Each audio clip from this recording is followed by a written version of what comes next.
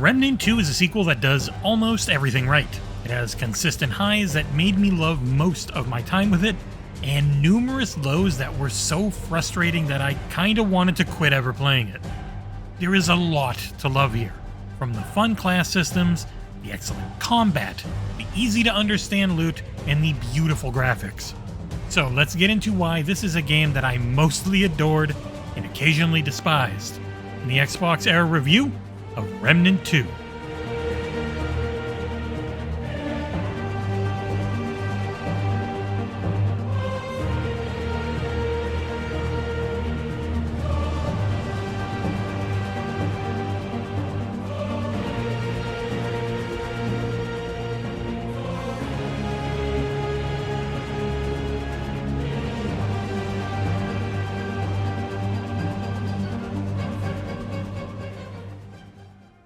Remnant from the Ashes was a wonderful mix of Dark Souls stylings and third-person looter-shooter co-op fun. Remnant 2 picks up where that title left off and starts running. Fans of the original will notice just how much faster this game is right from the get-go.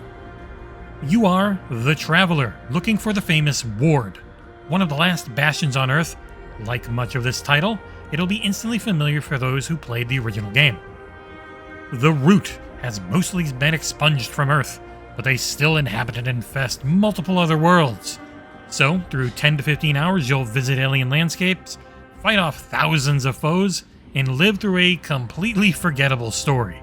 While the story itself is both basic and predictable, the lore around everything is fascinating. I found myself reading the numerous books in the game, talking to everyone I could find, and just staring at the scenery constantly. There are numerous gorgeous and vastly different biomes to explore in both campaign and adventure mode. Remnant 2 is a title that wants you to repeat it multiple times as you power yourself up to face the harder difficulties.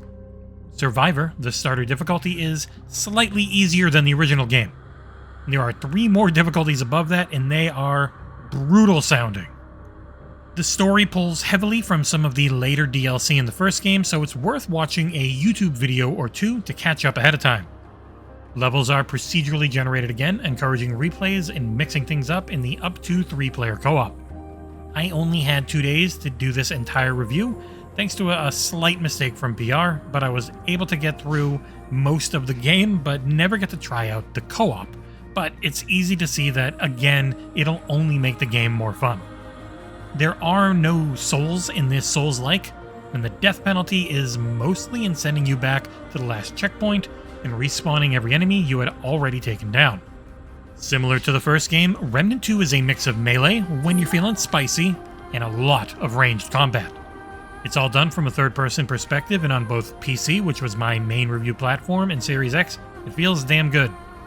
One of the main Souls-like mechanics the gameplay pulls from is your dodge. It's full of invincibility frames and tends to be your main way of avoiding damage. You have a long rifle, typically with very limited ammo, and a pistol slot.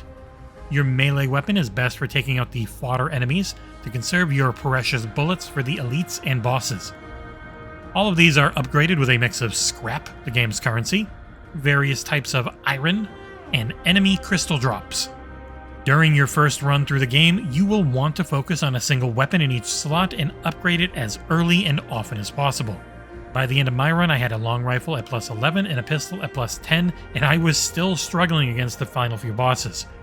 Armor doesn't appear to have much, if any, type of an upgrade path, and instead it's just a choice of weight, armor given, and resistances for each suit. Consumables make a big difference in how certain situations play out. They're very similar to the first game and many games in this genre, but equipping them quickly while in combat is pretty damned cumbersome. There are multiple archetypes in the game, each with various traits, more on those in a bit, and abilities.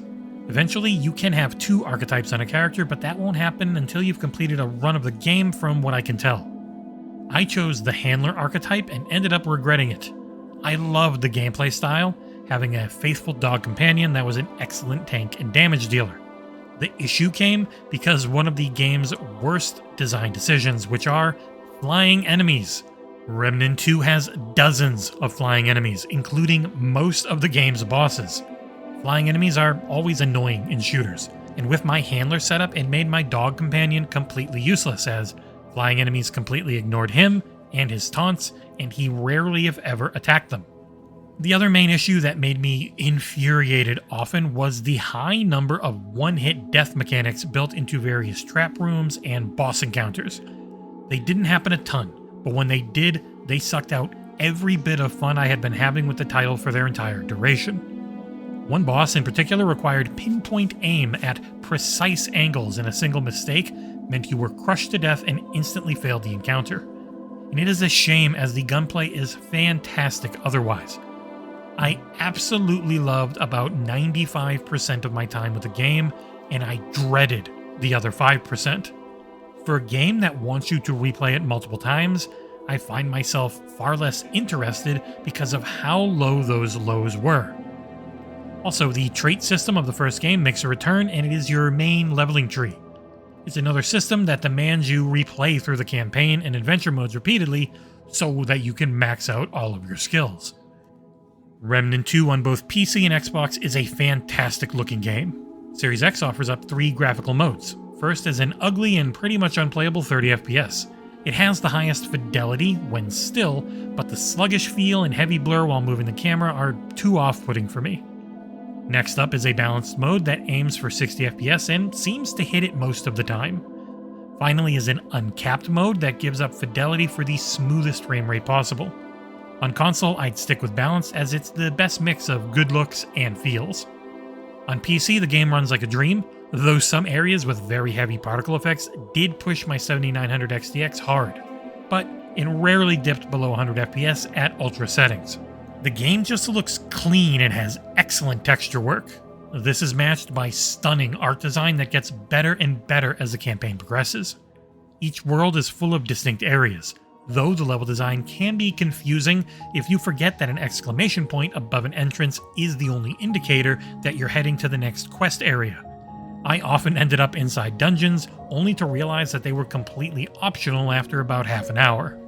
The voice acting on the whole is competent, though the grim tone of the first game is mostly gone. Your traveler loves to say goofy, trope-filled quips, and I really wish they didn't. The alien voiceovers ended up being far more interesting, as they weren't trying to out-humor everyone like it was a Marvel movie. And the music is fan-flipping-tastic, and I wish I had it to use for this video review. It's a mix of epic orchestral tracks and synthy beats, and it always matches the scene properly.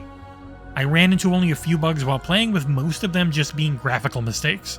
Pretty much every time it was just an NPC or an enemy falling into the ground up to their necks, but the bad times were when ammo drops fell into unreachable spots on the map. The most memorable glitch I had, though, was when an NPC completely disappeared during a late cutscene. I could still hear them talking, but their model was entirely gone outside of an object that they were holding. Wrapping things up, Remnant 2 tickles greatness, but falls short due to a few major design flaws. It is gorgeous, plays incredibly well, and it should be one of the year's best releases. I'm not sure if my issues with the game can be easily patched out, but I do hope the devs at Gunfire Games give this one the same love that the first game received over time.